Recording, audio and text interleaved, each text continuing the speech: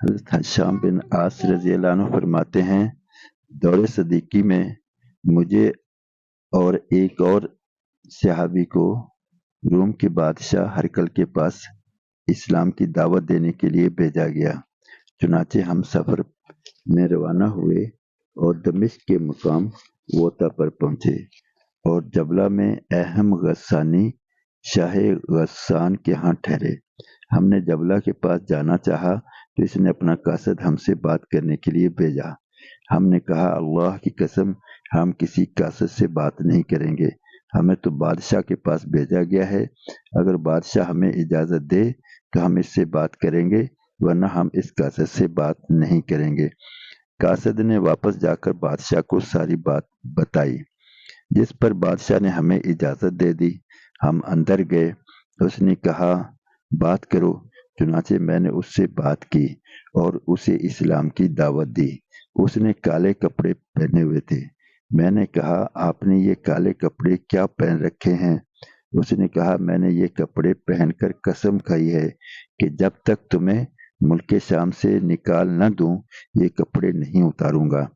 ہم نے کہا، تمہارے بیٹھنے کی اس جگہ کی قسم، انشاءاللہ یہ جگہ بھی ہم آپ سے لے لیں گے، بلکہ شہنشاہ اعظم یعنی شاہ روم کا ملک بھی لے لیں گے۔ ہمیں یہ بات ہمارے نبی حضرت محمد صلی اللہ علیہ وآلہ وسلم نے بتائی ہے۔ اس نے کہا کہ تم وہ لوگ نہیں ہو جو ہم سے ہمارا ملک چھین لے، بلکہ وہ تو وہ لوگ ہوں گے جو دن کو روزے رکھتے ہوں گے اور رات کو عبادت کرتے ہوں گے۔ تو بتاؤ تمہارے روزے کس طرح ہیں؟ ہم نے اس کو روزے کے بارے میں بتایا تو اس کا چہرہ سیاہ ہو گیا اور اس نے کہا، چلو پھر۔ اس نے ہمارے ساتھ شاہ روم کے پاس ایک قاصد بھیجا، چنانچہ ہم وہاں سے چلے۔ جب ہم شہر کے قریب پہنچے تو ہمارے ساتھ جو قاصد تھا اس نے کہا، آپ لوگوں کی یہ سواریاں بادشاہ کے شہر میں داخل نہیں ہو سکتی، اگر آپ لوگ کہیں تو ہم سواری کے لیے ترکی گھوڑے اور خچر دے دیں۔ ہم نے کہا، اللہ کی قسم ہم تو انہی سواریوں پر شہر میں داخل ہوں گے۔ انہوں نے بادشاہ کے پاس پیغام بھیجا کہ یہ لوگ تو نہیں مان رہے۔ بادشاہ ہرقل نے انہیں حکم دیا کہ ہم لوگ اپنی سواریوں پر ہی آ جائیں۔ چنانچہ ہم تلواریں لٹکائے ہوئے شہر میں داخل ہوئے اور بادشاہ کے بالا خانے تک پہنچ گئے۔ ہم نے بالا خانہ کے نیچے اپنی سواریاں بٹھا دیں، وہ ہمیں دیکھ رہا تھا۔ ہم نے لا الہ الا اللہ اللہ اکبر کہا تو اللہ جانتا ہے کہ وہ بالا خانہ ہلنے لگا اور ایسے ہل رہا تھا جیسے درخت کی ٹہنی کو ہوا ہلا رہی ہو۔ ہرقل نے ہمارے پاس پیغام بھیجا کہ تم لوگوں کی اس بات کی اجازت نہیں ہے کہ تم اپنے دین کی باتیں ہمارے سامنے زور سے کہو۔ پھر اس نے پیغام بھیجا کہ اندر آ جاؤ۔ ہم اس کے پاس گئے اور اپنے قیمتی بچھونے پر بیٹھا ہوا تھا اور اس کے پاس روم کے تمام جنرل اور سپہ سالار بیٹھے ہوئے تھے۔ اس کی مجلس میں ہر چیز سرخ تھی، اس کے چاروں طرف سرخی تھی اور اس کے کپڑے بھی سرخ تھے۔ ہم اس کے قریب گئے تو وہ ہنسنے لگا اور کہنے لگا، اگر آپ لوگ مجھے ویسے ہی سلام کرتے جیسے آپس میں کرتے ہو تو اس میں کیا حرج تھا؟ اس کے پاس ایک آدمی تھا جو فصیح عربی بولتا تھا اور بہت باتیں کرتا تھا، وہ ترجمانی کر رہا تھا۔ ہم نے کہا کہ جس طرح ہم آپس میں سلام کرتے ہیں اس طرح آپ کو سلام کرنا ہمارے لیے جائز نہیں، اور جس طرح آپ کو سلام کیا جاتا ہے اس طرح سلام کرنا ویسے جائز نہیں۔ اس نے پوچھا، آپ لوگ آپس میں کیسے سلام کرتے ہو؟ ہم نے کہا، السلام علیکم۔ اس نے کہا، آپ لوگ اپنے بادشاہ کو کس طرح سلام کرتے ہو؟ ہم نے کہا، اسی طرح۔ اس نے کہا کہ وہ آپ لوگوں کو جواب کیسے دیتا ہے؟ ہم نے کہا، انہی الفاظ سے۔ پھر اس نے پوچھا، آپ لوگوں کا سب سے بڑا کلام کیا ہے؟ ہم نے کہا، لا الہ الا اللہ واللہ اکبر۔ اللہ جانتا ہے۔ ان کلمات کے کہتے ہی وہ بالا خانہ پھر ہلنے لگا اور بادشاہ سر اٹھا کر دیکھنے لگا۔ پھر اس نے کہا، اچھا یہ ہیں وہ کلمات جن کے کہنے سے یہ بالا خانہ ہلنے لگا تھا۔ تو جب یہ کلمات آپ لوگ اپنے گھروں میں کہتے ہیں تو کیا وہ بھی ہلنے لگتے ہیں؟ ہم نے کہا نہیں، یہ بات تو ہم نے صرف آپ کے ہاں دیکھی ہے۔ اس نے کہا میری آرزو یہ ہے کہ آپ لوگ جب بھی یہ کلمات کہیں تو آپ لوگوں کی ہر چیز ہلنے لگے، چاہے مجھے اس کے لیے آدھا ملک دینا پڑے۔ ہم نے کہا کیوں؟ اس نے کہا اس لیے کہ اگر ایسا ہو جائے تو پھر یہ نبوت کی نشانی نہ ہوگی بلکہ لوگوں کی شعبدہ بازی میں سے ہوگا۔ پھر اس نے بہت سے سوالات کیے جن کے ہم نے جوابات دیے۔ پھر اس نے کہا کہ آپ لوگوں کے نماز روزے کس طرح ہوتے ہیں، اس کی ہم نے تفصیل بتائی۔ پھر اس نے کہا اب آپ لوگ اٹھیں اور چلے جائیں۔ پھر اس کے حکم دینے پر ہمیں بہت عمدہ مکان میں ٹھہرایا گیا اور بہت زیادہ مہمانی کا اہتمام کیا گیا۔ ہم وہاں 3 دن ٹھہرے رہے۔ پھر ایک رات اس نے ہمارے پاس پیغام بھیجا۔ ہم اس کے پاس گئے۔ اس نے کہا اپنی بات دوبارہ کہو۔ ہم نے اپنی ساری بات کہہ دی۔ پھر اس نے ایک چیز منگوائی جو بڑی چوکور پٹاری کی طرح تھی اور اس پر سونے کے پانی کا کام کیا ہوا تھا۔ اس میں چھوٹے چھوٹے خانے بنے ہوئے تھے جن کے دروازے تھے۔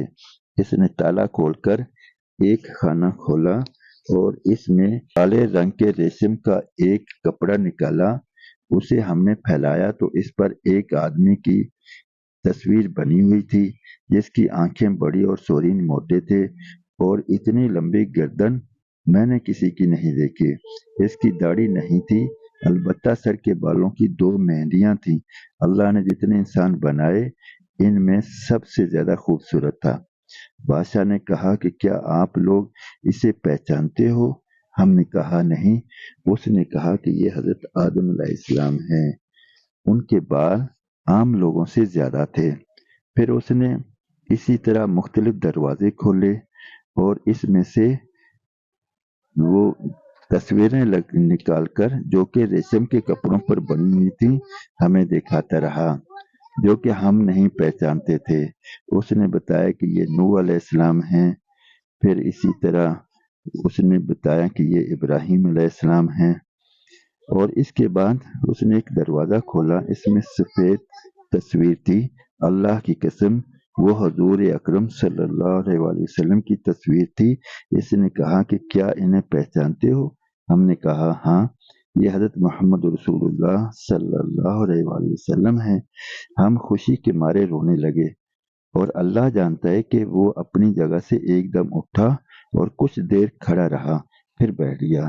پھر کہا اللہ کی قسم یہ وہی ہیں؟ ہم نے کہا ہاں بے شک یہ وہی ہیں، گویا کہ آپ ان کو ہی دیکھ رہے ہیں۔ پھر کچھ دیر وہ اسی تصویر کو دیکھتا رہا، پھر کہنے لگا یہ تصویر تو تھی آخری خانے میں، لیکن میں نے آپ لوگوں کے امتحان لینے کے لیے ذرا جلدی نکال لی تاکہ پتہ چلے کہ آپ لوگوں کی معلومات کیا ہیں۔ پھر اس نے ایک اور دروازہ کھولا، اسی طرح اس میں سے ریشمی کپڑے پر بنی ہوئی تصویریں ہمیں دکھاتا رہا جو کہ ہم نہیں پہچانتے رہے۔ وہ ہر بار پوچھتا اور ہم کہتے کہ ہم نہیں جانتے۔ بہرحال اس نے ہمیں موسیٰ علیہ السلام اور کی تصویر دکھائی اور پھر حضرت ہارون علیہ السلام کی تصویر دکھائی، اور اس کے بعد انہوں نے لوط علیہ السلام کی تصویر دکھائی۔ پھر اس کے بعد انہوں نے اسحاق علیہ السلام کی تصویر دکھائی اور اس کے بعد انہوں نے یعقوب علیہ السلام کی تصویر دکھائی۔ اسی طرح پھر انہوں نے مختلف تصویریں دکھاتے رہے۔ پھر ایک ایسی تصویر دکھائی جس کے بارے میں اس نے کہا کہ یہ تمہارے نبی کے دادا حضرت اسماعیل علیہ السلام ہیں۔ ایک اور دروازہ کھول کر سفید ریشم کا کپڑا نکالا جس میں آدم علیہ السلام جیسی تصویر تھی اور بتایا کہ یہ حضرت یوسف علیہ السلام ہیں۔ پھر اسی طرح انہوں نے اور بھی انبیاء علیہ السلام کی تصویریں دکھائیں جس میں حضرت سلیمان بن داؤد علیہ السلام بھی تھے، حضرت عیسیٰ علیہ السلام، کیونکہ ہمیں یقین ہے کہ انبیاء علیہ السلام کی جو شکل و صورت عطا فرمائی گئی تھی یہ اس کے مطابق ہیں، اس لیے ہم نے اپنے نبی علیہ السلام کی تصویر پر ان کی شکل و صورت کے مطابق بنی ہوئی دیکھی تھی۔ اس نے کہا کہ حضرت آدم علیہ السلام نے اپنے رب سے یہ سوال کیا تھا کہ میری اولاد میں سے جتنے نبی ہوں گے وہ مجھے دکھا دیں۔ اس پر الحق تعالیٰ جل شانہ نے انبیاء علیہ السلام کی یہ تصویریں حضرت آدم علیہ السلام پر اتاری تھیں، اور سورج ڈوبنے کی جگہ کے پاس جو حضرت آدم علیہ السلام کا خزانہ تھا، اس میں یہ تصویریں رکھی ہوئی تھیں، جن کو وہاں سے نکال کر ذوالقرنین نے حضرت دانیال علیہ السلام کو دی تھیں۔ پھر ہرکل نے کہا کہ غور سے سنیں، اللہ کی قسم، اس کے لیے میں دل سے تیار ہوں کہ میں اپنے ملک کو چھوڑ دوں، اور آپ لوگوں میں جو اپنے غلاموں کے ساتھ سب سے برا سلوک کرتا ہو، میں اس کا مرتے دم تک کے لیے غلام بن جاؤں، لیکن اسلام میں داخل ہونے کے لیے تیار نہیں۔ پھر اس نے بہت عمدہ تحفے دے کر ہمیں رخصت کیا۔ جب ہم حضرت ابوبکر صدیق رضی اللہ عنہ کے پاس پہنچے تو ہم نے اس کو ساری کارگزاری سنائی۔ ہرکل نے ہمیں جو کچھ عطا کیا تھا، جو کچھ دکھایا تھا وہ کہا، اور جو تحفے دیے تھے وہ سب ہم نے ان کو بتایا دیے۔ یہ سن کر حضرت ابوبکر رضی اللہ عنہ رو پڑے اور فرمایا، یہ بیچارہ ہرکل مسکین ہے، اگر اللہ کا اس کے ساتھ بھلائی کا ارادہ ہوتا تو یہ بھلائی کا کام کر لیتا، یعنی اسلام میں داخل ہو جاتا۔ پھر حضرت ابوبکر رضی اللہ عنہ نے یہ بھی فرمایا کہ نبی مکرم حضرت محمد رسول اللہ صلی اللہ علیہ وآلہ وسلم نے ہمیں بتایا تھا کہ یہود و نصارہ کی کتابوں میں حضرت محمد صلی اللہ علیہ وآلہ وسلم کے حلیہ مبارک اور صفات وغیرہ کا ذکر موجود ہے۔ حضرت حشام بن عاص رضی اللہ عنہ کی یہ حدیث، اس حدیث میں تو ان تصویروں میں حضرت ابوبکر کی تصویر کا ذکر نہیں ہے، لیکن بہقی نے حضرت جبیر بن مطعم رضی اللہ عنہ سے یہی حدیث روایت کی ہے۔ اس میں حضرت ابوبکر رضی اللہ عنہ کی تصویر کا ذکر اس طرح ہے کہ بصرہ شہر کے نصارہ مجھے ایک گرجا گھر میں لے گئے، اس میں بہت سی تصویریں تھیں، پھر انہوں نے مجھ سے کہا، دیکھو کیا اس نبی کی تصویر ان میں نظر آ رہی ہے؟